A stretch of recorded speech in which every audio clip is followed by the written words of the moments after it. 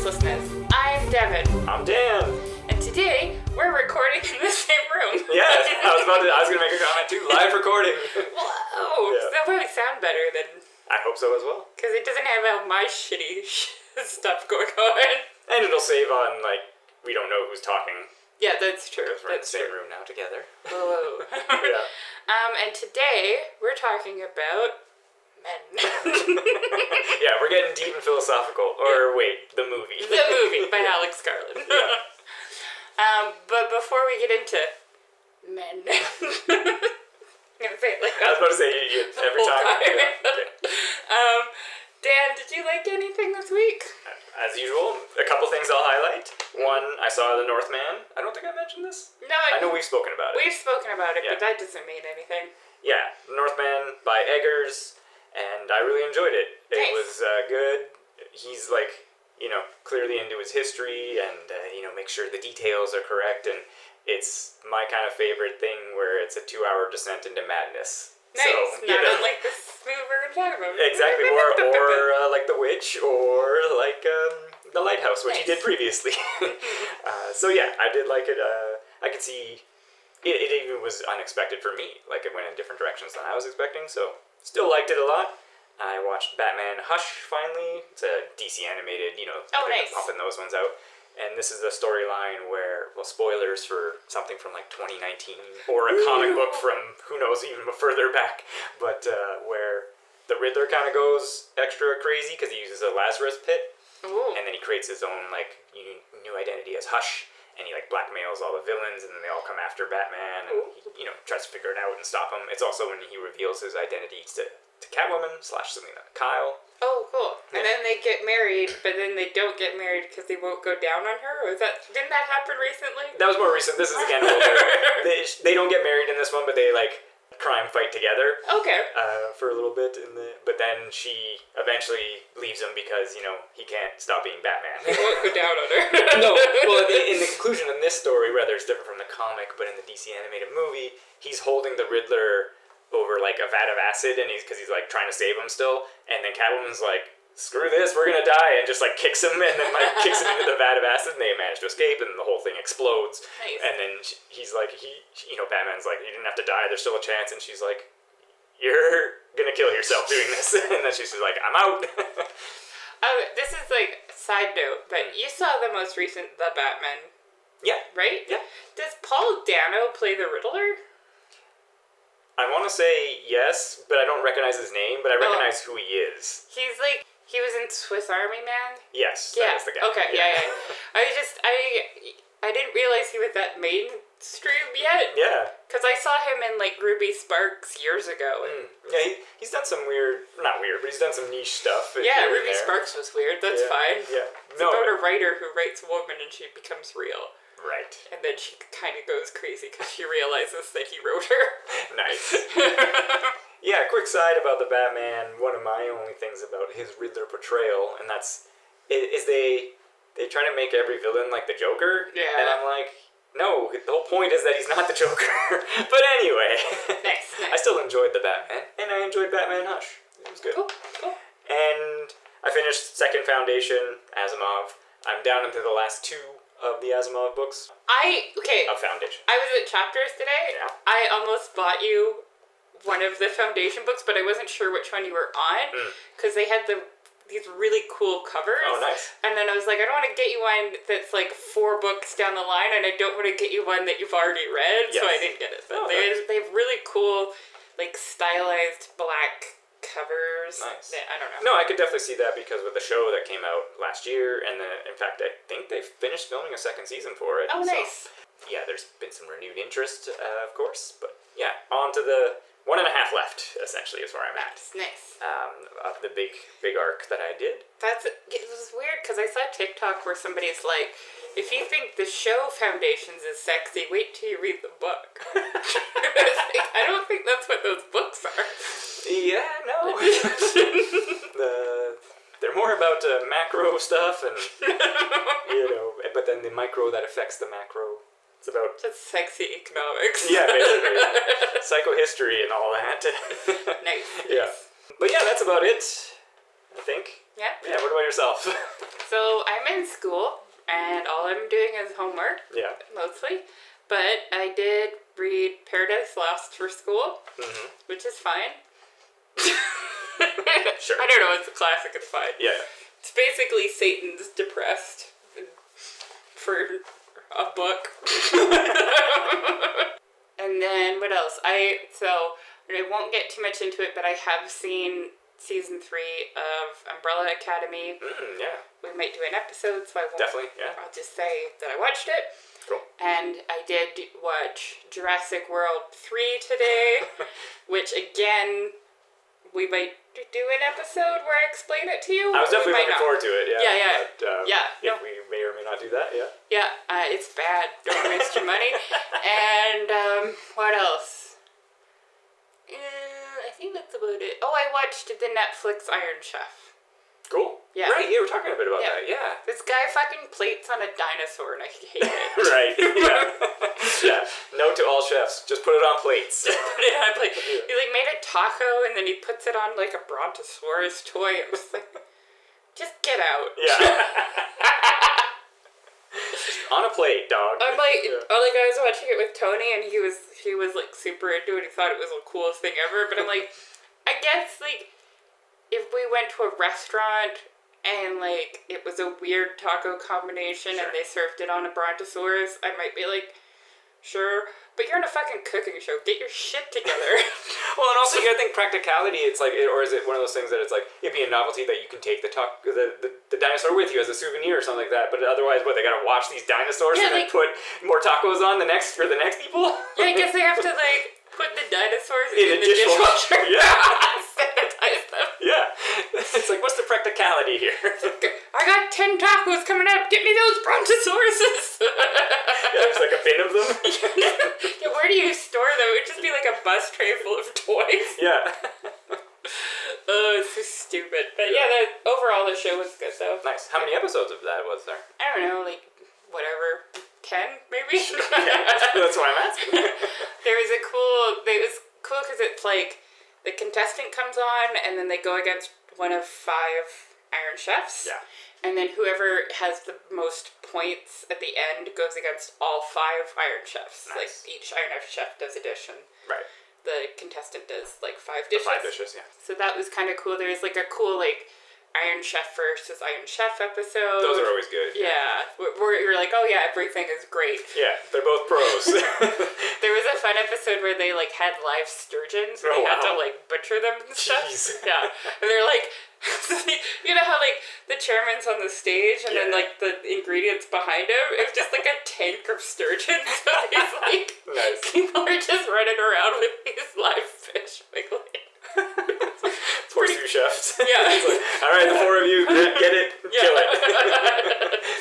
Yeah. I'm going to be over here chopping some onions. Yeah.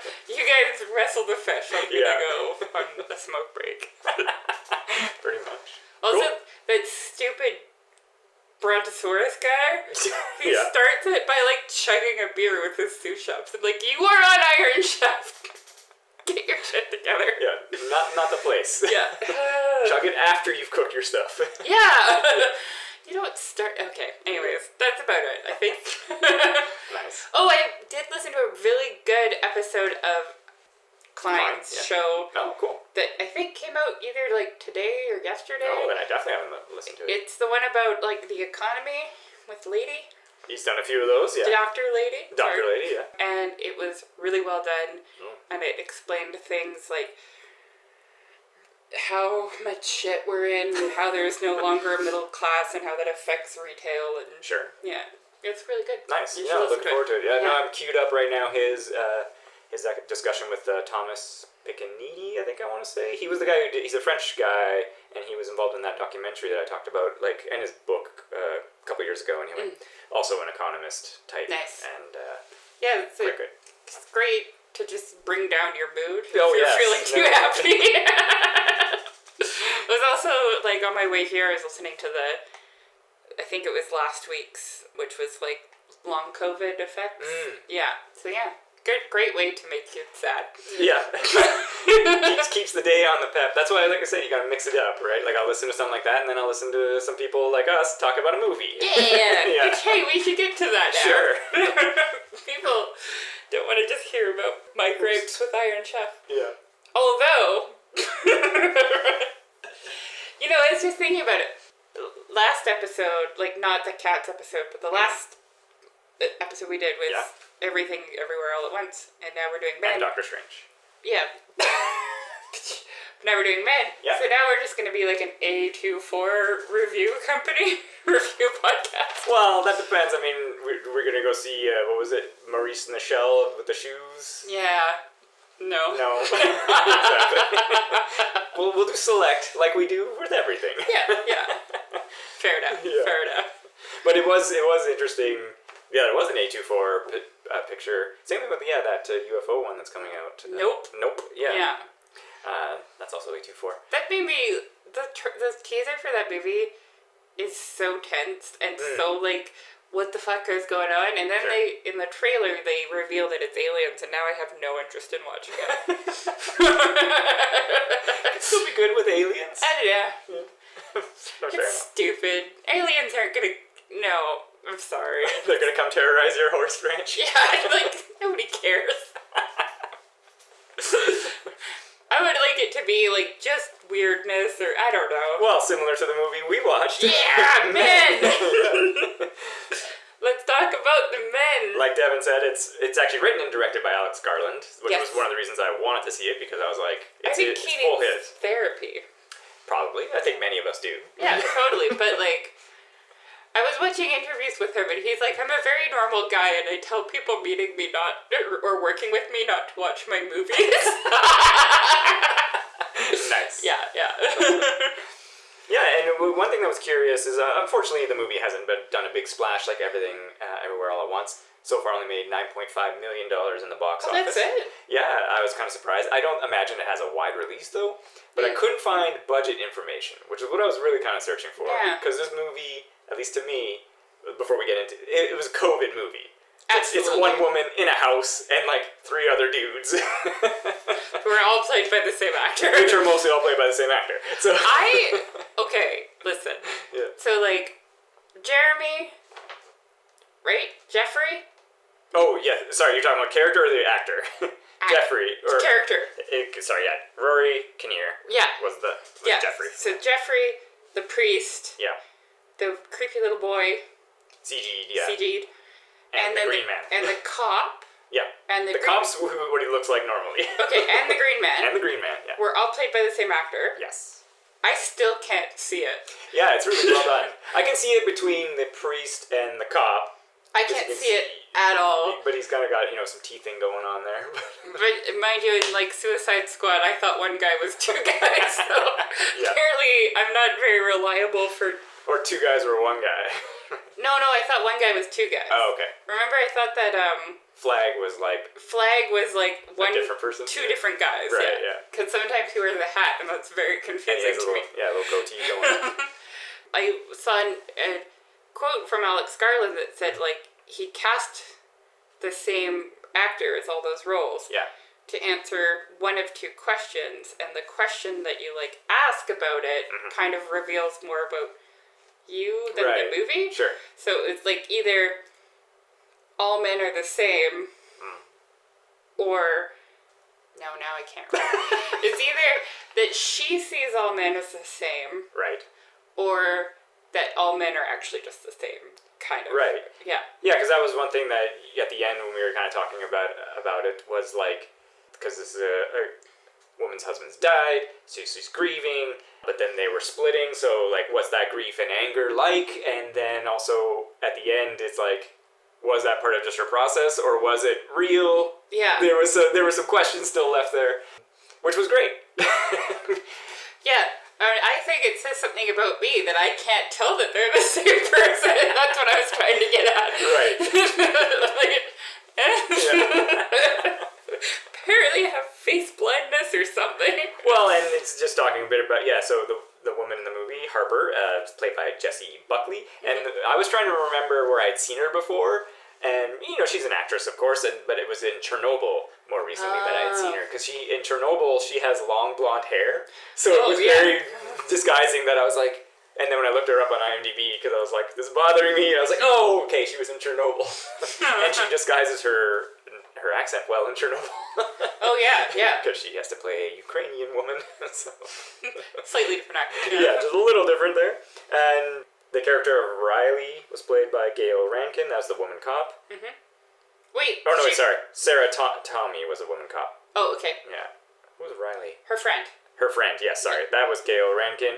And then this woman I'll just mention, Sonoya Mizuno. She is been in all three of Alex Garland's movies. She played the police operator in this one, so it was an off-screen just voiceover performance. But she was in Annihilation. She was the duplicate that Natalie Portman almost gets killed by. Oh. And she is the Asian woman robot in Ex Machina. Oh, okay, cool. And she's also the main character in Devs, if anybody's seen that series, which was also really good. Nice. Yeah, that was kind of interesting. Because I was looking up to the cast list, and I was like, wait, she wasn't in the movie, and then it's like, police operator. I was like, okay. Over the phone. Nice. I think we should go through like a really quick chronological order of the events that take place during this film. Well, or do you want to do like a real quick yes, no? Oh, what do you think? I don't think that people should watch this movie. No, and I mean this in the kindest way possible because it's a very weird, good, intriguing movie. Yeah. But I do think that it's not going to appeal to 90% of the people in the world. Yeah, it definitely doesn't have like that general appeal, like I was just saying, like an everything everywhere kind of thing. Yeah. I really did like it a lot. Maybe until like one thing, but I would recommend if you're into some of his earlier work. Yeah. Right. Like I don't know how I feel about it because it's a very pretty movie. Yeah. It's a very competently made movie, and all the performances are fantastic. Super good. But if nothing is spoon-fed to you, which is fine, that's not really a detriment, but nothing is answered. And if you like to figure things out, I don't think that there's anything in the film that will answer your questions. At all. Well, maybe we'll figure that out as we go. Sure, yeah. I don't think so. Okay. I don't even know if Alex Garland to put it another way, this movie has no clear thesis statement to me. And I think that this statement that I'm making is backed up by if you watch any YouTube reviews of it or like breakdowns of it, there's a few like things that people pick up on like that it's a green man. Yeah. That seems to be like the main thing, yes. Yeah, people agree that that's what that is. Yeah. But overall, there's no real consensus on like what is going on in this movie. Yeah. And I feel like a lot of the men who review Men don't really have an understanding of like what this movie is like to watch as a woman. Yeah, that's something I would never understand. Yeah. Right? Which is fair, but like I mean, like you know women, you speak to women, and some of these reviewers, I'm like, do you know women? Right. Like a lot of it seems like a lot of the reviews that I've read that Harper is like inconsequential to the film, which is weird because like. She's our POV. And the protagonist, yeah. I would argue. I would agree. Yeah. So that's kind of, I don't know if this movie is for everyone. If you really like watching the like study music or lo-fi beats that have like beautiful scenery that's going on, well, this is a great movie for that. Yeah. No. Movie starts plainly. We get our nice, starts bad. I think, I'm just going to go through a quick, Okay, sure. Chronologically, in the world of Men, this is the order. It's not the order that it plays out in the movie, but this is the order that it happens. And it's a short movie, too, hour 40 minutes, so it's... Yeah. You're going. It's an hour and 40 minutes of pure tension. Yeah. Okay, so, Harper's our main character. Yes. She's married to a man, I don't remember his name. I believe that was James. James. Yeah. Yeah, James. James. She's married to James. She wants to separate or divorce because he's a dick. And he doesn't want that. He threatens to kill himself if she divorces him. Multiple times. Yeah. And he's basically, like, not because he can't live without her, but, like, as a punishment for her leaving him is the way that it's framed in the movie. They have an argument. She goes into another room. He sees that she's texting her friend Riley, and she says, I'm afraid of him right now. He gets mad because he feels like he should be the one afraid of her, and he punches her in the nose. You're making a face, but I have dealt with men like this. No. Making your face because the dog barking. Oh, okay. Trying to record here. Dog. Yeah. He punches her in the face. She kicks him out of the apartment, and he goes up to the neighbor's thing, says he's going to climb down their balcony, and he either falls or jumps. Yeah. And hits the pavement. She sees him go down. Yes. The absolutely crazy shot of him flying by the window with her and her bloody nose, and it's like orange and crazy. And it's literally the start of the movie. It's the start of the movie. And you're just like, what is happening? He lands on a fence. It fucks up his hand. His foot's all fucked up. His eyes all fucked up. And he's dead. He's dead. Yeah. He's dead. So she decides to rent a cottage in the countryside. Yeah. It's all set in England. I assume she's in London at the start. Yes. Yeah. She does mention she lives in London. She goes, rents this beautiful fucking country. I want to live there. It's so gorgeous. It's quite the nice house. The landlord is very accommodating. He's very much got nice guy syndrome, but she's kind of shutting him down, like civilly, but like she doesn't really want to have a conversation. Yeah. And then he mentions there's like a walk that she can go on, there's a church, and there's a pub. Yes. She goes on a walk. It's beautiful. It's so beautiful. Yeah. It's so beautiful. She comes across a tunnel, and she's kind of playing an echo game by herself, which is like, which I thought that was just like, I knew something bad was coming, but it was a really sweet scene of like, just whenever adults kind of are alone and playing, it's, I don't know, it's something like heartwarming about that to me. Well, and I would say it's like something you have always said about Wes Anderson stuff, where you're like adults being kids and kids being adults. And also, I didn't realize this till I was reading this IMDb fact here, but that whole sequence, essentially from like her starting the walk until like the end, it's like 17 minutes or whatever, and she only says 2 words, and it's the F word twice. Nice. Right? Aside from when she's doing the echo game, right? With herself. Which I didn't realize it was that long, but I was just like, because it's gorgeous. It doesn't and the feel sound is there. It draws you in. Yeah, it's filmed so nice, and like, just like, there's like a part where it kind of starts raining, and she has to like hide under the tree, and she's just kind of like enjoying her time in nature. Exactly. And just, living her life. Vacationing. Yeah. And so, while she's playing the echo game, a kind of silhouette of a man pops up at the other end of the tunnel that she's in. And a crazy sound. And a crazy, creepy fucking sound. Yeah. And so she runs away. Yeah. And it's very tense. Very. And she kind of eventually, she kind of misses her turn back to her house. She kind of ends up at a dead end, but then she runs up the side of a hill, finds these abandoned buildings, and then she kind of walks off into the middle of a field. She feels like she's safe and alone. So she turns back to take a picture.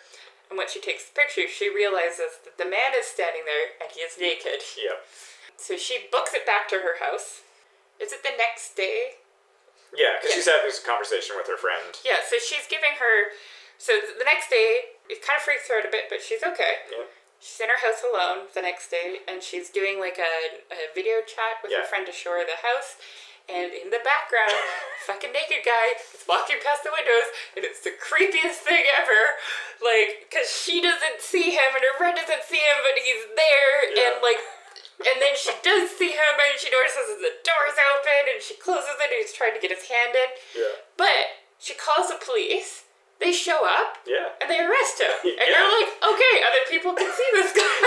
that was one question I had immediately that was also answered. That it was like, okay, it's not like in her head. He gets arrested. And I want to put a pin in this. Okay, sure. Please remind me if I forget. Yeah. But she basically, she's always doing the advice that women are told to do. Right. Pin. Okay. He gets arrested. She's like, her friend's like, are you okay? She's like, I'm fine. Cops came. Cops came. Lady cop talks to her. She's like, you know, I'm so sorry this happened. We're going to lock him up. You're fine, kind of thing, right? Yeah. So she goes to the church. There's a green man type carving, which is like a pagan god. It happens a lot in European churches where there's kind of like an amalgamation of Christian and pagan religions. Imagery. She has a little bit of a breakdown in the pews, and as she's kind of screaming and crying, the priest walks in, sees her, and then walks away. Yeah. You know. As she's leaving the church, a creepy little boy in a mask. A woman mask as well. A woman mask, yeah. Asks her to play tag with him. Hide and seek. Hide and seek. Yeah. Yes, that's right. Hide and seek. Yes. She says, no thank you. He calls her a stupid bitch. The priest shows up and is like, stop being a little rat bastard. Yeah. Go home. He tells the priest to fuck off. And she's like, oh, people don't tell priests to fuck off where I'm from. Foreshadowing. Maybe.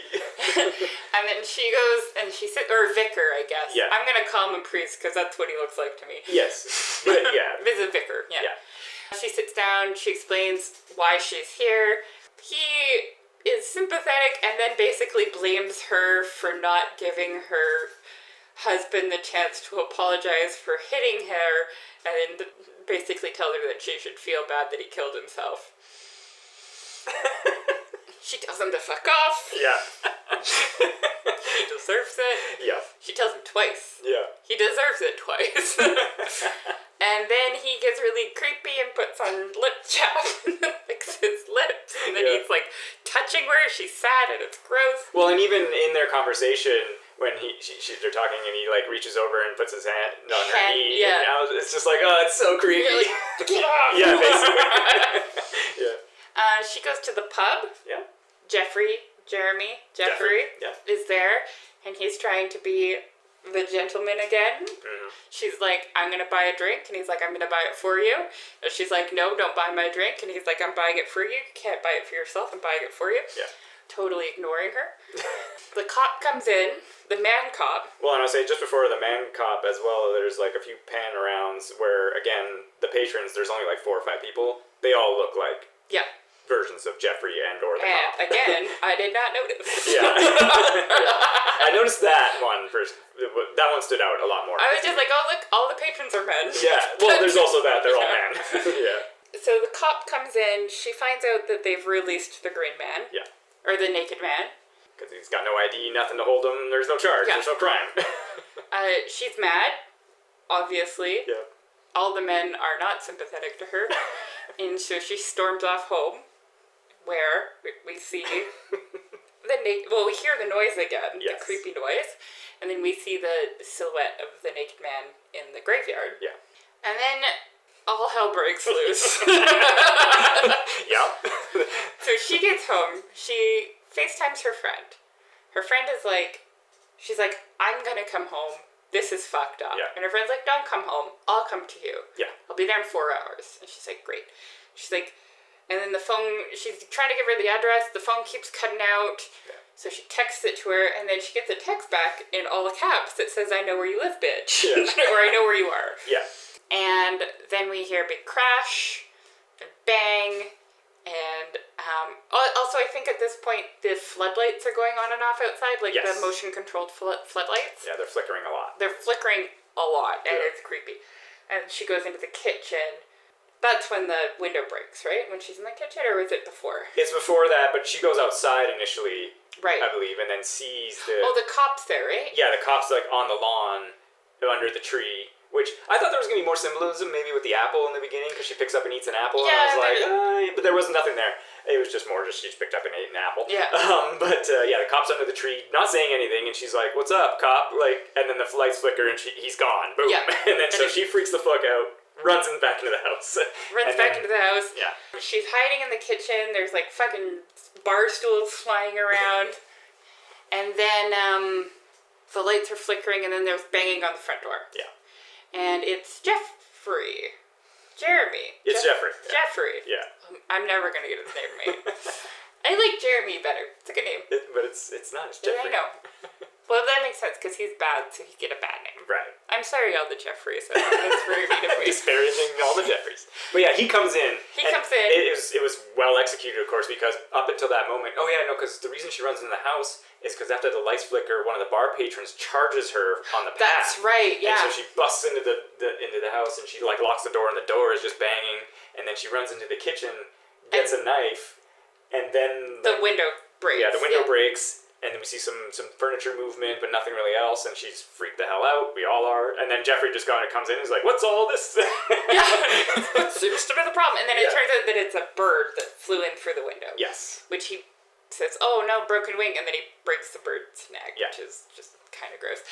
And then he's like, "Oh, I'll help you check around the premise." Yeah. And she's like, "No, don't do it. It's creepy." Yeah.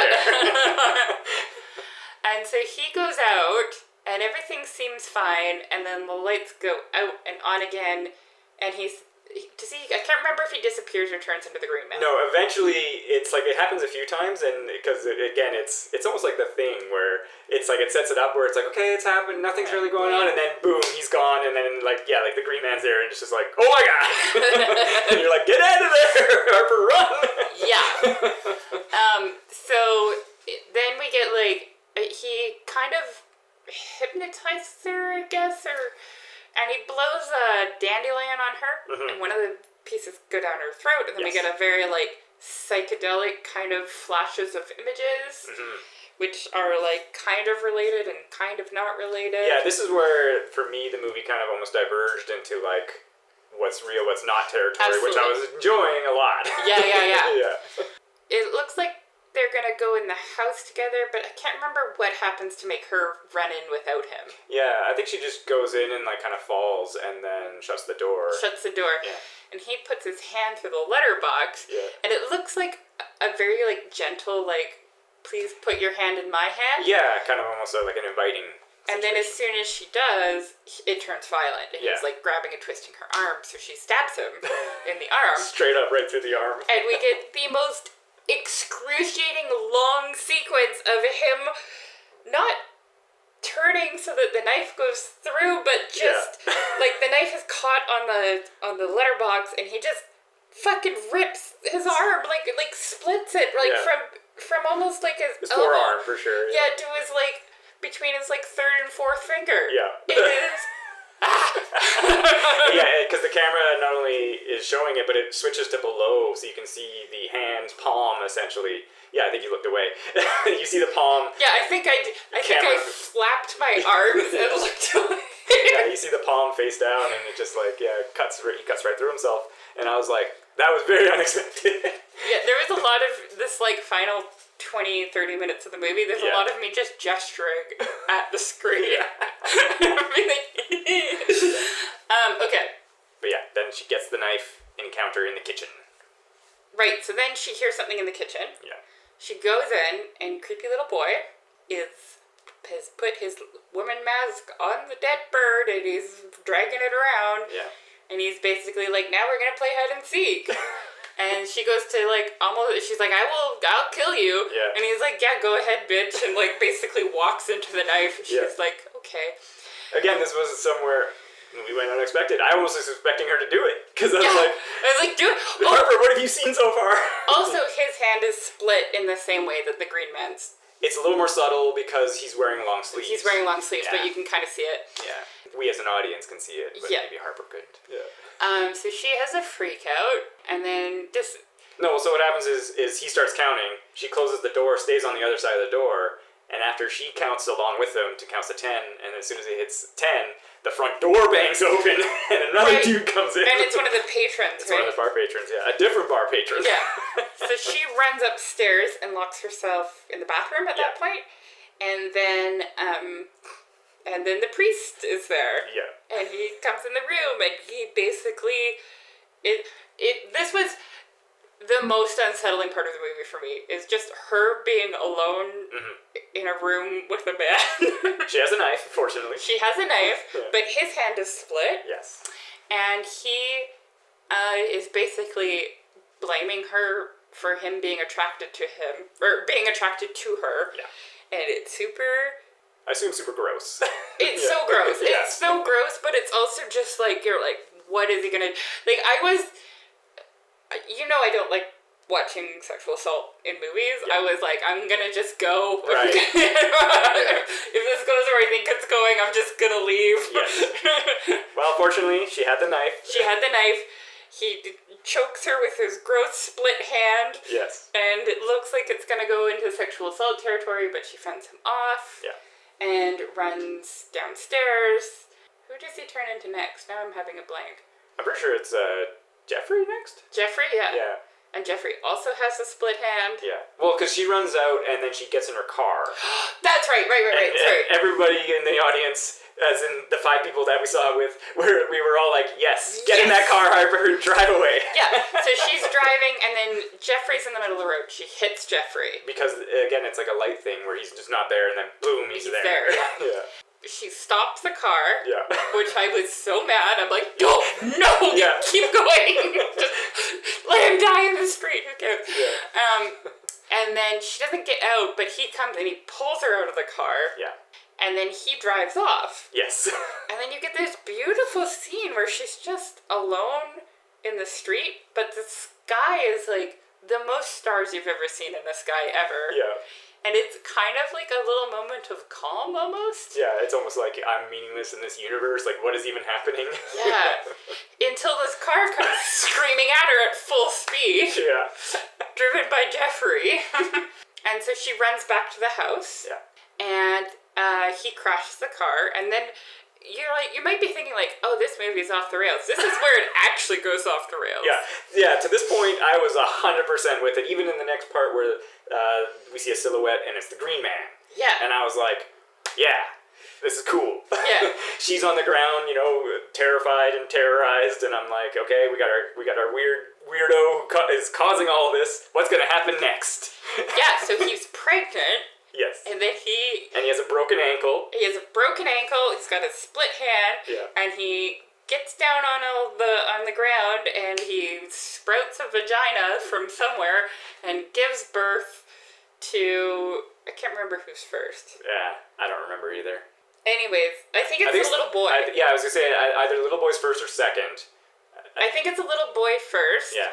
And then he's also naked and pregnant, and he falls down and grows a vagina, and then the priest comes out, and he's also pregnant and naked, and then he falls down and grows the vagina out of his, tummy, and... One of them's on his back. Oh, yeah, on his back, that's right. And then Jeffrey comes out, and then Jeffrey's also naked and pregnant, and then he hears a vagina on his head, and then, feet start coming out, and it's James, her husband. Yeah.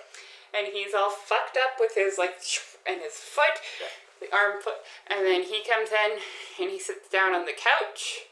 And she's like, what do you want? And he's like, for you to love me. And then... credits. She sits beside him. Yeah. No, then we just get the title. Yeah, that's what I mean. It's just title. Men. Credits. And then we get a shot of her friend pulling up. Mm-hmm. She sees... the fucked up car. The car's fucked up there. Yeah. She sees the blood everywhere. There's a trail of blood, but no bodies. No bodies. Yeah. And then Harper's just sitting on some stairs, and her friend's pregnant. Her friend is pregnant as well. And he sits down with her, and then we get the credits rolling. The end. Yeah. And so, that's... during the birthing sequence, they're kind of moving their way into the house, and she goes and gets an axe that her friend had noticed before. Oh, yeah, by the fire, Yeah, so it was like, okay... is she going to use it? Is she not going to use it? And then, movie ends. We don't know. We don't know. And just so everything that happens in the house, that's basically the order that it happens in the movie. And then you get splices of, what happened with her husband throughout it. Yeah. Similar to Annihilation, like I was saying, that structure where it's like we get the framing story within the story. Yeah. Shown to us piecemeal so we understand her backstory more as we go. Yeah. Kind of thing. Yeah. And to go back to what you were briefly saying, and that is something I said as well, it's like Alice Garland clearly knows how to put together beautiful tableaus, because there are some shots as well that like them saying when she's walking in the woods, or there's even a shot of a deer, and it's dead. We're like, we know you love deers, Alex. Yeah. It's dead, and then it comes back, and then now it's being decayed. Like, the shot just, like, moves away, and then it's being decayed. The starscape, like you said, was just gorgeous. Yeah, it's a beautiful movie. The sound design, of course, as well, super, super good. And what I really liked as well, or what I was kind of thinking, because here was something that, Devin, you sort of missed it, but it only happens like twice, which is why I was disappointed, is that we saw alternate events happen in the house. Oh yeah, sorry. After she gets the dandelion scene, it only happens twice where she does something and then it kind of flashes back and she does something else. Yeah. Related to the same stimuli. So I was hoping there'd be more of that. I didn't mention it because I didn't feel like it had a payoff. Right, that was my problem with it, because then I was hoping, like, same with, like, it could be at the end when the car was crashed. Is like, again, was that just in her mind, like that she drove away, drove back, and crashed her car? Oh, maybe, right? Like, yeah. And the encounter with Jeffrey didn't happen. Right. Because the other thing that I thought lacked payoff was whenever she's on her phone with her friend, she's getting static, and it almost looks like a ghostly, like, face shows up. So I was like, oh, are they trying to set up, like, this house is haunted by men? Like, and my theory was initially that it was, like, a kind of like a flash forward of events, like a FaceTime that she might have later with her friend when things are all going screwy, and either it's her or her friend or James even, right? Like, shots of him or something, right? Yeah, but it was a ghostly, scary visage in static. I thought it might be, like, production being like, you have to make this more scary. Like, it has to be more paranormal based. Well, or at least have some future technology scares. Yeah. for the youth to understand. Yeah. Oh my God, it's a ghost on my phone. We need something kind of ghosty for the trailer, so if you could just throw something in with the phone, that would be great. Yeah, because it makes instant creepy. Ooh, something weird on my phone. Yeah. Creepy phone. Okay, to go back to what I put a pin in. Sure. Okay, so here's something that I haven't seen many people talk about. Okay. Yeah. But I would like to point out that Harper does everything that you're kind of taught to do as a woman. Right. So for one, I noticed that all of her clothing, like, none of it's very tight, none of it's very revealing. Like, the first day she's in pants and a sweater and an overcoat. Second day she's in a long dress.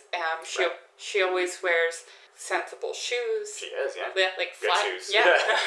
I like her coat too. Her coat was very cool. Yeah. She also, like, she doesn't wear her hair in a ponytail. But short hair. Yeah, short hair. She doesn't wear a lot of makeup, but she still looks feminine. And then with interactions with the men, like, Jeffrey is obviously trying to be, like, very friendly with her. And she kind of civilly shuts him down, so she's not leading him on, but she's not being unfriendly or unkind to him. Same with, like, the kid. She handles... She doesn't really do anything to warrant being called a bitch over. Yeah. She lets the vicar touch her leg. Yeah, but she doesn't encourage him either. So I just kind of, like, I didn't see anybody talking about that, but she behaves like she calls the police when she sees a dude. Yeah. She gets in her car to leave when she can get in her car to leave. She carries around a weapon. Like, she does everything that you're kind of taught to do as a woman. Right.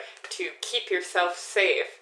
And it's interesting in this movie because it doesn't seem to matter when men behave badly.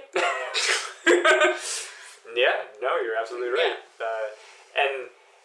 Yeah. Like, again, I only briefly read some, like, Rotten Tomatoes reviews or here or there kind of thing about the movie, and I guess, again, because I'm sure I've seen this in other movies, too, or other things, where it's just like, because people will be like, well, okay, we get it, men suck, or whatever, and it's like, yeah, that's the point, but you not understand, like you're saying, there's the subtleties of it as well. It's not just like, he's creeping on her, but she's trying to be like, shut it down a little bit, and it still doesn't matter. And it still doesn't matter, And it's also, like, it's like something that a lot of reviewers have pointed out, that, like, all the men kind of represent different aspects of, like, creepy behavior from men. So, like, the child being, like, entitled to her doing what he wants, the vicar blaming her for being attracted to her, Jeffrey feeling like her white knight, that kind of thing, right? It's all, like, it's in line with, like, a lot of men's behavior. Not all men. Hashtag. Yeah. Not Dan. Dan is great. No, listen up, everybody. Dan is not like the men in men. Well, I would hope. But, it's... I don't know. Maybe because in other movies you see those behaviors, but this is the point of the movie. Yeah. Or a point of the movie.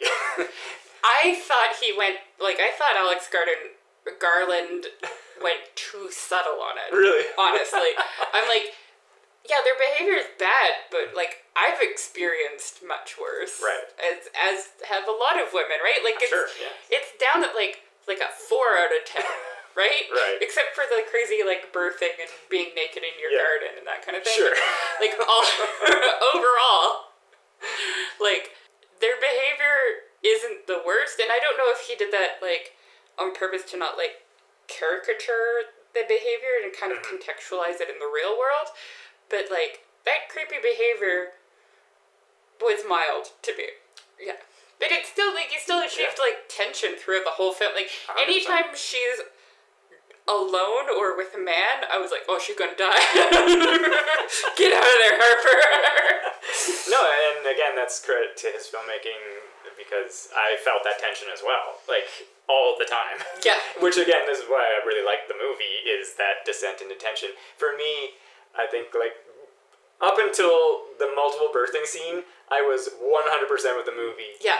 In every way, where even, I was like, okay, because at that point I was like, okay, we're going to get some kind of either reveal or twist or whatever was about to come next, but I was like, I was on the supernatural, well, I mean, it was supernatural at the end, but, you know, it's like, I don't know, I don't know what to expect, I just wasn't expecting that. I don't think anybody was expecting that. Yeah, basically, I was like... Some theories that I've heard on it is that, like, toxic masculinity... Passed on. Will keep happening, kind of like... Yeah, like it's like the men birthing the men is like the men birthing more toxic masculinity. Sure. Well, and I think this was just one of your complaints or qualms, like you were saying in the beginning, is that I thought at this scene we'd get the, like, I guess the reveal of like, why is the Green Man after Harper? Yeah. She's there, sure, but there was a lady cop. Why is no one after Lady Cop? Yeah. Right? Like, why? Yeah. Is the property something? But no, the Green Man statue was in the church, and it almost seemed like we were led to believe that he was living under that church. Yes. Right? Because there's that scene, and there's like a crypt kind of mausoleum thing, and you're like, okay, so he's tied to that, so it's like, why, is it the house? Like, we never got anything, and that's fine, but I was hoping for something, because, again, if you watch Annihilation, there's no explanation. Like, the Shimmer never wants anything, never does anything, it just messes everything up, and that's the point. Right? Yeah. That's the point. And this, it was kind of like, it seemed like there should have been something there. It was just missing that one extra. Yeah. So, like, I mean, we did get the reveal at the end that the injuries that the men sustained and that... From Harper. Yeah. Were the injuries that James had when he fell out. Which I didn't clue into. I clued into it when I saw James. Yes. But, like, before he'd explained it, though. Right. Yeah, but that's kind of... I was like, oh, shit, yeah. Yeah. But, like, yeah, I feel like there was just one or two things missing that would have made it a more fulfilling experience. Well, and then, because this is what you were saying at the end as well, because we get the multiple birthing scene, and you're like, okay, that makes sense, because it's like, Green Man to the rest of them, they're all clones of him, got it. But then James, it's like, he's not a clone of the Green Man. So then you were kind of was like, is that part of her grieving process? Is that she's like, she sees James no matter who it was, right? Yeah. Like, and you're like, okay, but or it's kind of like, you know, like by having all of the births except for one be the same actor. Yeah. And then that one being somebody completely different, like he's black, they're all white. Yes. Like it's noticeable for even someone like me. Yeah. Like, oh, that is a different person. It is a different name. Yeah. It might be just that, like, underlining that all the men are bad. Right. I don't know. Or all the men like the men that she's encountered in her life, and like you said, they're all like, you know, victim blaming all the time. Yeah. Right? Because James very clearly is victim blaming her the whole time, and it's just like, dude, shut up. I want to say this for anybody listening: if you are with somebody that's like, if you're a man or a woman and you're with somebody that threatens suicide, if you like don't do what they ask, that is abuse. Yeah. You have to get out of there, and you have to just like release that they're gonna do whatever they're gonna do, but it has nothing to do with you. Yeah. Like. PSA. Well, and that... Don't do that. Again, I credit to the movie and his writing, and because it's like, even for me. Like, yeah, like I said, I felt that tension, I felt the shittiness of all the situations, and it was just like, oh, this is bad, right? Like, when she was like, I'm gonna leave, you're like, yes, do that, Harper. Get out of there. Get the fuck out. Yeah. The Green Man apparently represents, like, spring and rebirth and stuff. I got some notes. Yeah, I don't really understand why he was in the movie. Well, I don't know if you saw this part about, like, apparently Alex Garland's been trying to make a movie with the Green Man since, like, the beginnings of his movie making. He's always wanted to. So he just shoehorned it in. Not that he shoehorned it in, but he never had a story that could kind of work with it. But you're right that it's more meant for spring timing and rebirth and all that kind of stuff. But I guess maybe he's almost doing a twist where it's, like, villainous as well. Because, you know, a lot of those legends, and they get twisted and everything. Absolutely, yeah. But there was one thing that was kind of cool, I don't know, I didn't realize this, is the dandelion imagery. Because dandelions are basically all clones of each other. Because they're asexual. They don't have pollination or anything. So, again, it's the people in the town are clones of the Green Man, essentially. Like, they're all clones of each other. Weird. Yeah. I don't know how to feel about that. Yeah. I don't know if that made it worse for me or not. But you're right. So this was something that was kind of interesting. I didn't really look into it too much, like, because the Green Man, I was like, okay, that's a little more settled, like, what it's about and everything. But the other side of the statue, which you alluded to but didn't really talk about, is, I'm going to pronounce this incorrectly, because it's Sheila Nagig. Yeah. Or Jig, I guess, maybe. But that one is interesting. I don't know if you read up on that, is it has a more unknown origin in that it's like... So they find tons of them in Europe, especially in Ireland, and again, so it's a naked female with exposed breasts and vulva, but people don't know, they think it's dated to the 11th century, but then some say it's Celtics, before Christianity, of course, but there's some other people that say it actually comes from Spain, and there's actually contention because other people are like, no, it's just like a grotesque that they carved, like a gargoyle to just like, ward off spirits and this and that. It was just something that they did. And then, but in some modern times, it was actually kind of readopted it for a feminist empowerment symbol. Because it's a woman. Yeah. Right? But, I'm not a scholar. I was just reading the Wikipedia, and I was like, this is kind of weird and fascinating that because then the Green Man imagery with this imagery, because there's no other woman in the town. No. Except for Lady Cop. Yeah. And she may even be from outside the town, right? Yeah. Like, she could be stationed elsewhere, so... it's like, is that the dichotomy is that women have been driven out of this town because of the Green Man and his activities and stuff like that, right? So, see, I prefer the idea that nobody knows that there's anything weird going on. Oh yeah, totally. Yeah. I'm totally down with that. And like, even with the Green Man, like, I'm okay with the idea of him just not really wanting anything or needing anything, you know? Right. I don't know. I'm a little, I enjoyed the experience of watching this movie, but I'm a little bit all over the place with, like, I think it comes back to, like, there's no clear thesis statement for me. Right. Because, like, the fact that there are men watching this, men or people, who, like, just completely disregard Harper, like... Yeah, that seems weird to me. There's lots of, like YouTube reviews where they don't even really mention her.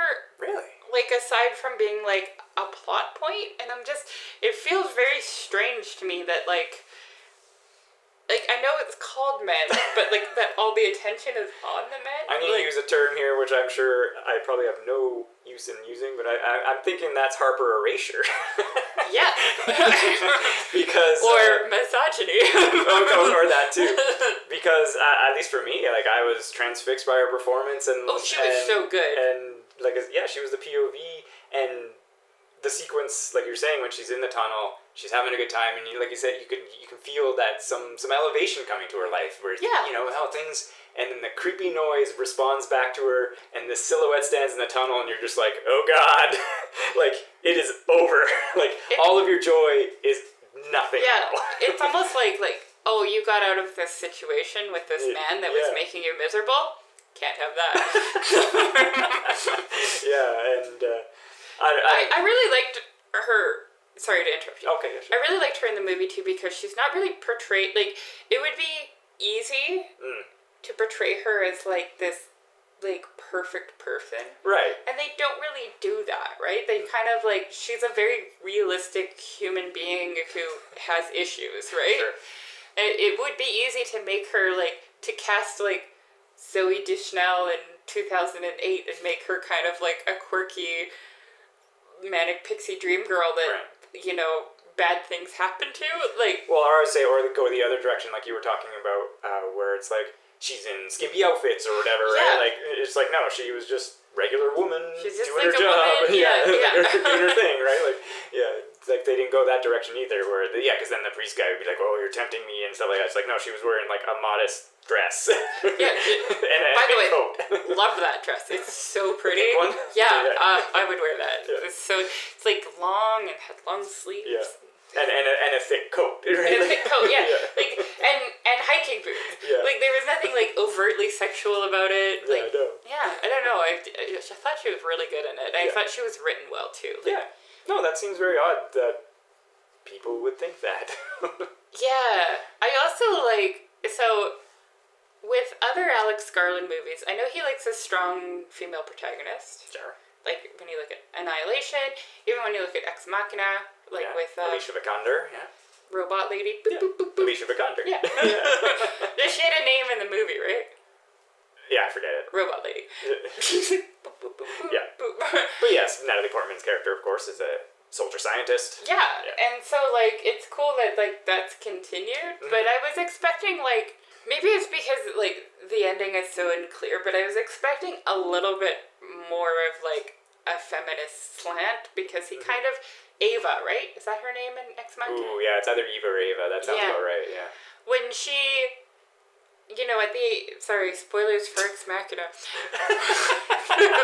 Which a show we've done an episode about Ex Machina. Yeah, so good. Yeah.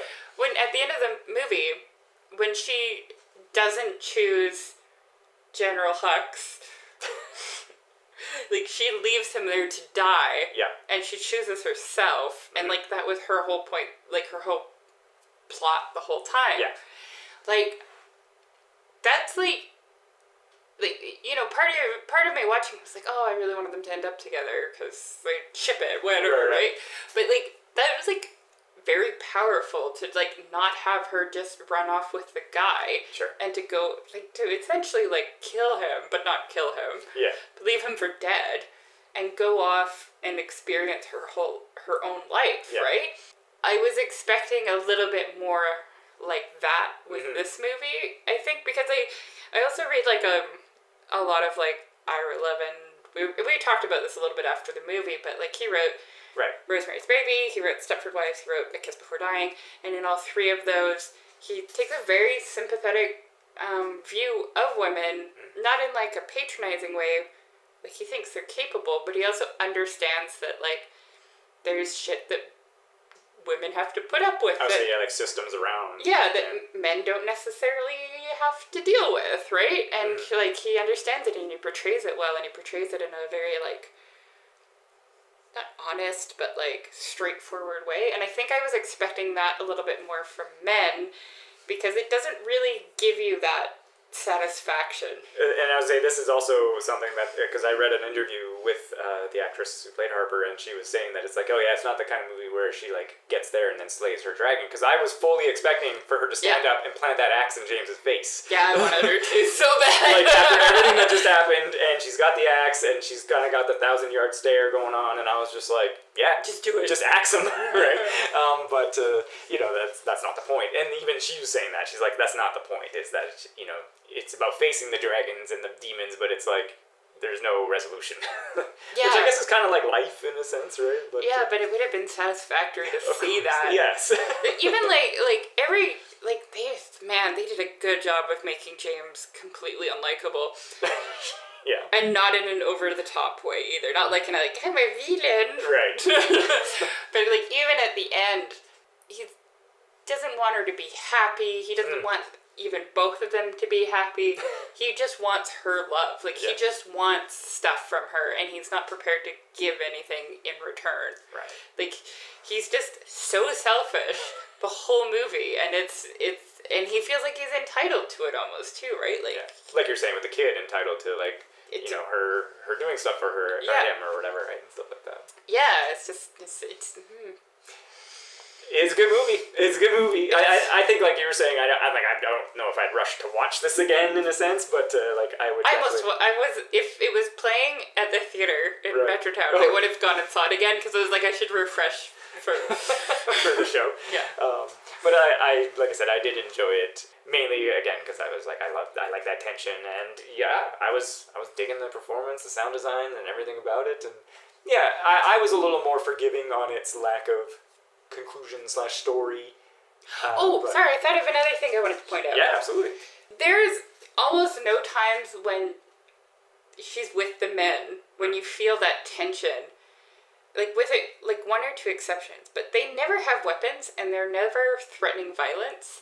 You just feel that inherent like potential of violence, right? Even when nothing is like they're not. You mean like earlier in the film before like the crazy. Even like because she gets charged a couple times. But like it's never. Yeah, like. But you're right. There's no weapon. There's no weapon. Yeah. She's the one with the weapon. Yeah. And it's just like you feel like that potential for violence all the time, and they're especially earlier in the movie. They're not even like leering. They're not like. Yeah. It's just the fact that they are in the same room or in the vicinity of her that makes you uncomfortable, and that's really hard to do, I think, in film, and he does a really good job. No, like you said when you were describing when she has that FaceTime call with her friend showing the house, and the dude's just in the yard, and he's not even doing anything. And he's just like tapping on a window, and he's looking on this shelf or whatever, and it's just like every cut away is so perfect that she doesn't see it. Yeah. And it 100%, it takes up a huge part of the frame, and you're just like, oh God, Harper, no! And like I said, he's not doing anything, but you're just like, possibly something could happen. Even when she's like in the bar. Yeah, of course. And like she's in a public place and there's multiple people, you still feel like, fuck, any of these guys could do something to her. Well, yeah, because like the two, especially like the one guy who kind of charges her at the one point, he's pretty creepy looking. He's got like a chin strap beard going on, and he kind of is giving like a leery look, like a surly look, I guess. He looks both annoyed and like attracted to her at the same time. Good acting. That's what it is. And just well put together because, I mean, again, obviously the techniques for doing that have gotten a lot better, but it's the same actor portraying multiple people. Oh, yeah. And, the timing on it and everything to have it work, they make it work. That was where like I said, I was really curious about the budget because there's some CG work in this movie. Like, obviously, because of COVID and, like, production costs, it's her in her house, not, high for sets and all that kind of stuff like that, but they still filmed in locations like, in England and London and stuff like that. But so it's like, you still got to pay for that. But that's where I was curious because everything looked, except for the one time where the kid's face didn't look so good when you first meet him when he takes the mask off. But the next time we see him, he's in the house and it's dark, so there's some shadows and stuff like that. It looks good there. You know what's fun is that I didn't realize I was CG. I just thought this was the weirdest proportioned person. You're like, that kid is creepy. Well cast. Like, why do they keep saying he's a kid? He's clearly an adult man. Yeah. True. But but just like the outdoor shots and stuff like that. It's just nature forests and stuff. But anyway, so that's where I was more curious about the budget because filming multiple people or one person to make them look like multiple people, you still have to do multiple costumes, multiple setups, multiple whatever. So but I guess they stretched the money in whatever way because I can't find the budget info. Interesting. Yeah.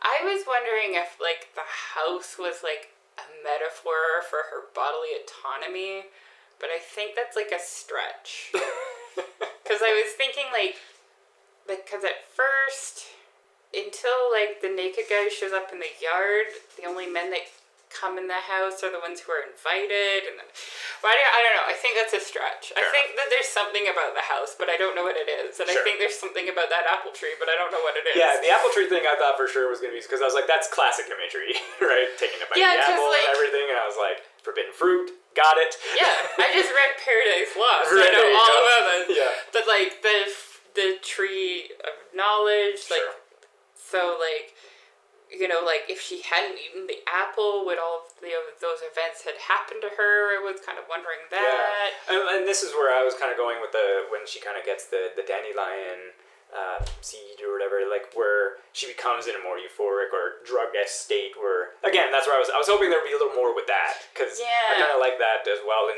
these kinds of movies, where it's like, then, yeah, we don't know our protagonist doesn't know what's real, right? Yeah, and I was also wondering, like, was that, like, the ingesting of his seed, which sounds weird when I say it, like, was that, like, him, like, taking ownership of her, like, trying to, like, plant his flag kind of thing, and then, but, like, then she obviously fights back, and I don't know. I don't know. It's a good movie, but I don't know what's going on. Yeah, like I said, I think we both can agree that it needed, like, one or two more things, and it could have been like, wow, that was really, really good. Yeah. Like I said, for me, I still enjoyed it and loved it, but I was also like, yeah, it definitely was missing just something to cross that finish line. The dots weren't quite connected enough for me, right? Like, it wasn't quite like a full image, right? Yeah, like, I was almost expecting, rather than, like, say, like, the multiple birthing scene could have done something, maybe again, too, but no, because they CG that. But it's like, suddenly, like, you know, the Green Man's there, he's all messed up, and then you see the other versions start to, like, come out of the light work or whatever, like the lights flicker, and then more of them show up, and etc., and they're now messed up, and, you know, something there, but I don't know. Well, just, like, I mean, if it was about her and James, then that needed a little bit more of a resolution than what we got. Yeah, because I was definitely not expecting him to show up again. I was wondering if it was just like because of the similarities of the injuries that she gives the men versus what James sustained from either falling or jumping. Fall. Yeah, so the jump or fall. Yeah. I was like, so is this her just like, because I thought we were going to get like a this was in her head type situation. Yeah, until her friend showed up. Like, I thought this was in her head, and that maybe, like, she was working through her issues with James by, like, because she was, like, projecting her issues onto other men. Yeah. But that would have made more sense if it was, like, 3 years down the road and she couldn't have a successful, she couldn't form, like, a romantic attachment to any men. Like, that would have kind of made more sense in that scenario. I don't know.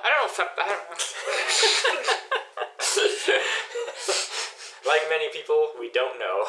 We just don't know. Yeah. We don't know. Men are bad. Well, I think that came across. Yeah, but it's interesting because, like, it was written and directed by a man, like Alex Garland. Mm-hmm. I'm pretty sure he's a cishet man. I haven't looked into his life, but sure. So, like, how I know it's from his head, but it's like, how would this movie be different if he, like, co-wrote it with a woman? Right. Or co-directed it or something, right? Like, because he kind of has some building blocks that, like, felt very, like, relatable to my experiences, but it wasn't ever quite 100% there. Right. It was always just a little bit missed the mark for me. Like, not saying that the movie missed the mark, but just, like, the interactions with the men and, like, it was always just something was not quite there. So I don't know what to think. I give up. I'm not thinking anymore. Fair enough. Well, let me just check my notes here. I don't know if there's anything much more. Sorry, I rambled on a lot. That's this okay. time. It's there's a lot going on. There's enough men with opinions about men. That's true. Yeah, like they filmed in the UK, like we were saying, St. Catherine's Dock, London, Gloucestershire, sorry. Whittington, and standing in for Cotson, which is where they were. And then the tunnel in the Forest of Dean, apparently. There you go. If you were to rank Alex Garland movies, how would you do it? It'd probably be 3 in that because I love Annihilation. Yeah, Annihilation, Ex Machina, and then Men. Yeah, I would probably do Ex Machina, Annihilation, and Men. Yeah. I heard somebody talking about it, and they were like, it was a woman, but she was saying that, like, Ex Machina was too rigid. Too rigid? And I'm like, which part? Well, that's an interesting like, the plot was too rigid and too, like, straightforward. Yeah, that's the point. Yeah. It's robot Turing test. And then it's like 90 minutes. And then she was saying movie. that Annihilation was not rigid enough, and this movie was, like, the best of both worlds. And I'm like, I would not classify this movie that way at all. Well, that's, everyone's got their YouTube review. People have bad opinions. Some do. Because they're different from mine. Yeah, I mean, I don't know. The criticism of rigid just doesn't really conjure, like, yeah, that's how scripts are written, A to B to C. Like, I think right? if you're saying it was too rigid and it was too small, like, that it all took place in, like, that's the whole point of the movie. Yeah, plus it's like small indie movie. Like, it wasn't a big studio film, kind of like this one. And Annihilation was a little bigger of a studio project. Unfortunately, fortunately, his producer had final cut, but he didn't. Because the studio wanted to change stuff. Oh, really? Yeah. What did they want to change? I think they wanted some more at the ending. And then of Men, right? No, sorry, of Annihilation. Of Annihilation, yeah, okay. They wanted a couple more changes. This, I assume, it was 100% all him because it was A24. Yeah. And it's I'm just wondering, like, what, like, how, when you showed it to the A24, what they were, like, thinking. Or if they're just like, we greenlight everything. Well, they're more of a distribution. Oh. Not really a production company. Like, they're a little bit production, but I think they're also mostly distribution. Okay. Because I was reading a variety about it. A24 also did that terrible Kevin Smith movie, right? The Walrus one? Did they? Yeah. I never saw it. I didn't see it either because it looks bad, but it's about this human centipede but with walruses. Nice. Yeah, because I was reading, because they were talking about how, Everything Everywhere All at Once was doing quite well in the box office, and then they were like, oh, maybe that could help boost, Men's numbers, because it's just a smaller unknown thing, right? But it's from the same kind of distribution, so people recognize the logo and stuff like that. But again, I don't know how big of a release this had. Well, it wasn't at Metrotown. Yeah, that's fair. Yeah, but because we have so many Cineplexes in the area, they do split up. Yeah, that's their releases, right? So. Everything Everywhere All at Once was still playing. I know. Yeah, and so is the Multiverse. Yeah. Even though it's also on D+ now. Yeah. What else was playing? There was like Jurassic World, Everything Everywhere. Top Gun, I assume. Top Gun, that was the other one. It's made like $1 billion now. Oh, did it really? Yeah. Wow, good for Tom Cruise. Really struggling. Hope this helps him get his career back on track. Yeah, it does. I think because he's got this, and then I think 2 more Mission Impossibles are coming. At least 1 more. Maybe I'm thinking of Fast and Furious, because I think they're planning to end that at 11. 11 or 10. Oh, really? Yeah, because they just did 9 or 10. Yeah. And they did 9 because it was Fast and Furious 9 or Fast and Furious 5. Yeah, I think there's 2 more of those coming. I think there's at least 1 more Mission Impossible, because I've seen production of that. But they just keep making sequels, eh? They keep making money. They're gonna make another Pirates movie. What? Yeah, and they've rehired. Yeah, Margot Robbie's in it, isn't she? Well, that was the thing. They were gonna fire Johnny Depp and replace him with Margot Robbie, but now because Johnny Depp won some defamation stuff. Yeah, that now they've rehired him for like $300 million or something stupid. Well, you can still have Margot Robbie in the movie. Yeah, I would love to watch Margot Robbie as a pirate. I think that's what I was saying, because I didn't realize Zoe Saldana's in the first one. That I was like, bring Zoe Saldana back, make her the captain. That makes sense. Yeah. But she's busy with Avatar. Yeah. Margot Robbie is Barbie. Yeah. And it's okay. I've seen like 3 pictures. But side rail. Yeah, side rail or something. Barbie movie. Yeah. Starring Margot Robbie and Ryan Gosling. I was gonna say Philby, but Gosling. Yeah.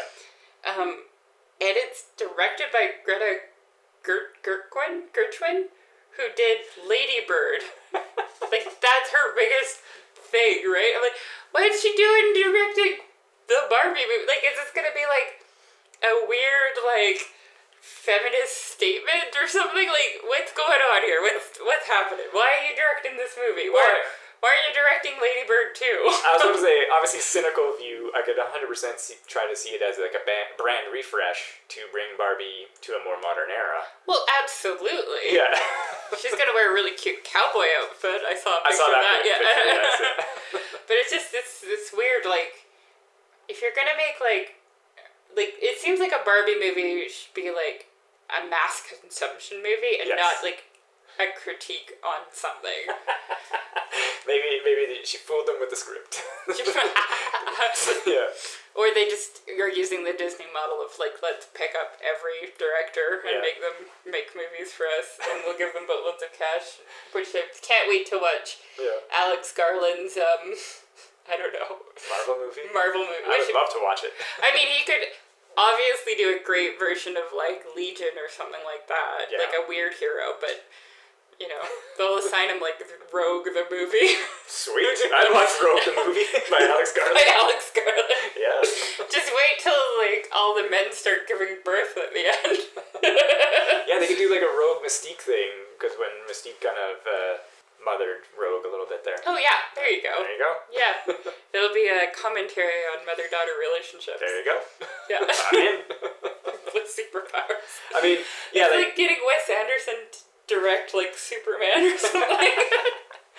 Yeah, going back a little bit to Alex Garland, like you're saying, like he's had such an interesting career because like he's made 3 movies, he did Devs, but he's written a lot of other things, right? Like he wrote 28 Days Later, he's written like Halo movie scripts, he's written for video games. Yeah, he's done so many different things, but so he's able to kind of go, and every time I assume like they're like, oh, you know, it's like the Hollywood cycle that they're like, yeah, okay, you know, he did Ex Machina, cool, like Annihilation, you know, based on the books, that'll probably do well. Of course, he makes this weird movie that doesn't do so well, but people love, mainly me. And then, you know, he goes away for a little bit, and then they're like, okay, Pandemic, okay, you know, he makes Devs for FX. I don't know how you rate a TV show if it's successful or not. I liked it, but, you know, it was only like a 6 or 8 episode thing. Oh, yeah. And then it's just like, yeah, a little weird indie movie, because, you know, maybe you got some BBC money, because it didn't cost a lot, and it's in England. But it's just like, yeah, like, what's next on the horizon for... Obviously, it's going to be... a Marvel movie? Marvel movie. I'm in. I mean, he could probably do well with, like, Doctor Strange or something. Yeah, exactly, right? So. No, he's going to direct the Falcon movie. Nice. Things get weird real fast. Yeah. That's what all his movies should be called. Things get weird real fast. Yeah, that's why I love watching them. Do you like body horror? Ta-da! Well, and again, I know I've harped about it, but it's like, yeah, I just want that sizzle reel of Alex Garland tableaus. Yeah. Because they're beautiful.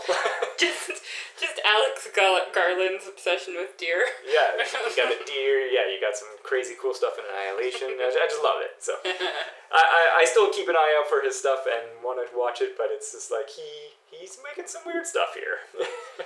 Yeah, I mean, I thought it was great, and it was like a really... I mean, it's like an untraditional horror movie. Like, you don't have like a stalking bad guy. I think that's you just have men. Well, and that's what kind of surprised me a little bit, is that when we, like, I didn't look up reviews or anything like that, but like, there was no kind of like buzz or talk about it, because I was like, oh, after Annihilation, he's gonna make this horror movie, and I thought it would get some more like people to the theater to see this. Yeah. Because I was like, oh, you know, he can make a competent movie, which we watched a competently made movie, but it was just like, I guess, you know, and again, I only knew it was like men, woman, and it's gonna be creepy. I was like, cool. But I guess other people want to know more these days, which why? Because you keep ruining movies for yourself. Stop doing it, people. You're ruining the movies. I wonder if just the fact that it was called Men turned off a lot of men. Yeah, but like, what else could you call it though? Like, I guess there was no boy in the walls, so what do you call it? Lonely woman in the house on Gloucestershire. Yeah, I guess you could call it Harper, but... Right, but then that sounds like Hannah, and she's not an assassin. Yeah, that's true. You could call it the curious case of the bad husband. I don't know. Call it like Dandelion Field or something. Yeah, the Green Man. I guess you could call it that. But I guess he didn't, you know, they don't reference him as the Green Man. No. It's just that statue and us inferring that. Yeah. And Alex was probably like, you know what? If we call it the Green Man, that's too obvious for people. They're going to know exactly what's going on, and I don't want them to. Yeah, exactly. I don't know. Like, I'm a little disappointed that unfortunately it didn't get more of a buzz in a sense because I was like, yeah, but who's okay? Who's it for? Me. Who's it for? I know it's for you. Yeah. But like, who else is it for? Right? No, exactly. Like, women know that a lot of men are creepy. Right. We don't need... You don't need an hour and 40 minutes. We don't need a PSA on it. You don't need an hour and 40 minutes. We don't need just some, like, PTSD from watching this movie and remembering our entire lives up to this moment. Fair enough. Remember when there was that guy at the bus stop that I had to, like, change my bus route because he was masturbating at the bus stop every day? No. Over his sweatpants? Oh, God. Yeah. Yeah. That was, like, down the street. Oh. Hooray. Yeah. And I told the bus driver, and he's like, yeah, he just does that. Try not to, like, get too close. Like, that's... It sounds funny, but it's it's very real. It's a real thing. I don't remember it fully, but all the details. Yeah. Because maybe I blocked that from my brain. Yeah, he was, like, showing me. He was like, I'm like, oh, jeez. no thanks, Yeah. I'm good.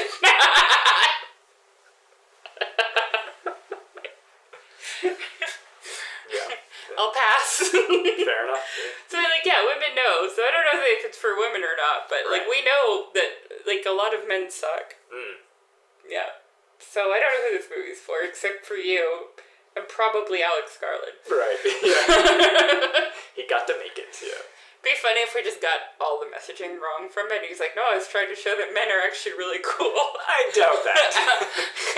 If only we could reproduce ourselves, everything would be good. No, I think he knows what he's doing. He's written a lot of scripts. Yeah, that's true. Yeah. That's true. Yeah. I guess we should wrap it up. Sure. Do you recommend? Well, I think, like I've said a few times, like, I definitely enjoyed it. I don't know if I'd watch or rush to watch it again, but I think if you're interested in something of this nature, definitely check it out. If you like weird shit. Then... Yeah, that's what I mean. If you're interested in, like, a descent into horror, and it's not a big, like, bloated horror. Hour 40, it's in and out. Yeah. And so I enjoyed that as well. Yeah. I think my brother would enjoy it, especially the last 20 minutes, because he's into all that weird shit. Yeah. But I don't know. Again, there's so much there in terms of its production quality, the shooting, the sound, the performances. It's so good. What if Alex Garland is just really into the Omegaverse and he wanted to make a movie about Mpreg? No, let's not go down that road. Listen, totally Google what I just said. Yeah. Sorry to interrupt you. That's okay. Like I said, yeah, there's so much there that's good and enjoyable, but it's not for children. It's not for the faint of heart, as it were. What? It's not for children? Yeah, no, it's... again, it was one of those things, I think, when we saw it was 14A rating, America rated R, hard R. Yeah. Right, so, again, maybe that turned off some audiences a little bit. Yeah, probably. Yeah. Probably didn't get a full wide release. Definitely not, yeah. So anyway, yes, and you've already kind of said no. I wouldn't recommend it to most people. Yeah. That's what it comes down to. Yeah, it definitely seems more like a... I don't know, like a film... It's like a film. So, like, film people will like it. Yeah. Right. Like, if you liked Alex Garland's other movies, you'll probably enjoy it. Yeah, but I wouldn't recommend it to, like, the mass populace because it's really weird. And it's slow. If you were expecting, like, a horror movie that's, like... Yeah. Like, Jason kind of Friday the 13th. Friday. Which one is it? It's 13. But there's been, like, 14 movies. Yeah. Yeah. If you're expecting something like that, you will be disappointed because it's a lot of, like, beautiful... long shots. 17 minutes. 17 minutes of a girl walking in a forest. Yeah. So I wouldn't. There's not a lot of people I would recommend it to. Yeah, that's fair. Most people I wouldn't recommend it to. Nice. Yeah, but I enjoyed it. There we go. Yeah. Cool. I enjoyed it. I don't understand it, but that's okay. Yeah. If you can be okay with not understanding something, you should be able to enjoy it. Yeah. Yeah, like you said, that scene when he pulls her out of the car and she's just sitting there, I was almost expecting credits to just roll there. Yeah, that would have been fine. And I was like, oh, that's fine. Yeah. Right, that might have been a more satisfying ending if she just drove away. Yeah. And, like, left the house and left everything and there was no resolution that way. Yeah. But then we wouldn't have had that beautiful scene of all the men sprouting vaginas and birthing other men. Yeah. I don't know how else to describe it. Yeah. But I think your angle of it, like you're saying, of the, the passing on, that's very much probably in line of what that imagery is. Who knows, though? Only Alex Garland. True. He might have been on mushrooms. Who knows? Anyways, wrapping it up. Yeah. If you liked this episode, please go check out our other episodes and download a bunch of them and share it with all your friends. Yay. Because unlike the movie Men, we are palatable to all people. You can also follow us on Instagram, which is Tome of Uselessness. If you want to email us with a suggestion, it's tomeofuselessness@gmail.com. We would love to hear from you. Or you can comment on our YouTubes. Yeah. Like that guy did. Well, yeah, or that person did. Person said we got a comment. Yeah, it was a nice comment. First one. Yeah. I think actually our second comment. Oh no, because we had a comment on our Sailor Moon one where someone was like, you don't know anything about Sailor Moon. We're like, yeah, I don't. Obviously. You can also go to our website, which is tomeofuselessness.com. And that's it, right? Yeah, stay safe and thanks for listening. Bye.